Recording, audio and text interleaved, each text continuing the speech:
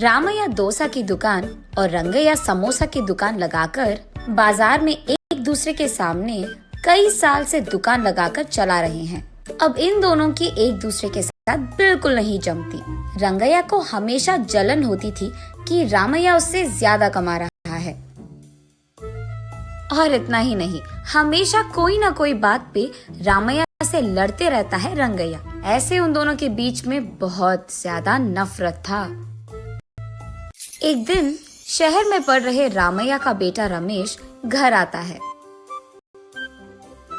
अगले दिन वो अपने पिता के बाजार में लगी दुकान के पास आता है। वहाँ चल रही व्यापार को देख रमेश अपने पिता से ऐसे कहता है, पापा, आप हमारे दुकान में ज्यादा ग्राहक लाकर ज्यादा पैसा कमाने के मार्ग नहीं सोचते हो क्या? अब जितना मेरा सोच है उसी में चल रहा है बेटा। जितना भी मेहनत करूं वही कमाई मिल रही है। पापा, मेहनत से नहीं, चालाकी से कमाए जाते हैं पैसे।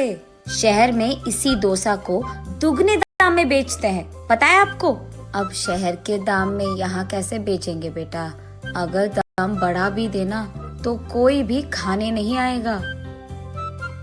पापा, मैं ये नहीं कह रहा हूँ कि शहर के दामों में यहाँ बेचे, बल्कि ये कह रहा हूँ कि ऐसा कुछ करे कि शहर का लाभ हमें यहाँ मिले। तुम्हारा इरादा मुझे समझ में नहीं आ रहा बेटा, थोड़ा समझा दो। आपको समझाना नहीं, करके दिखाऊंगा, ऐसे कहता है रमेश। रामैया देखते ही रहता है कि रमेश कह क्या रहा है। और इतने में रमेश उनके दुकान के बाहर एक बोर्ड डालता है। उस पे लिखता है कि हमारे दुकान में जो भी ये स्पेशल डोसा खाएगा उसको 10 साधारण डोसा फ्री में मिलेंगे, और जो भी डोसा आप खाओगे उसके भी पैसे नहीं देने पड़ेंगे।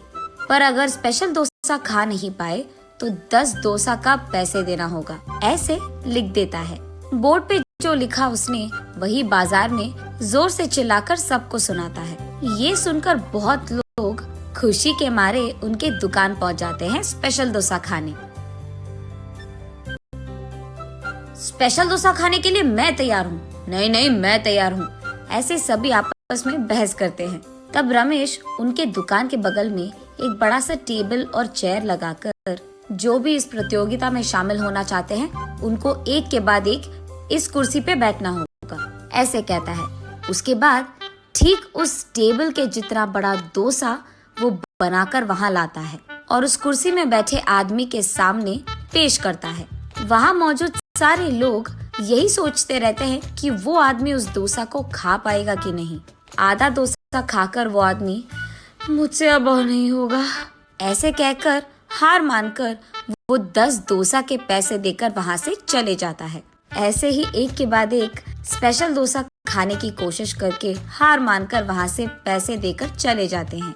ये सब ठीक सामने से देख रहा रंगैया अपने आप में सोचने लगता है कि एक स्पेशल डोसा बनाने के लिए कितने पैसे लगते हैं। उसे पता था कि एक स्पेशल डोसा बनाने के लिए 3 डोसा लगते हैं, लेकिन बाकी 7 डोसा के पैसे तो लाभ में आ गए।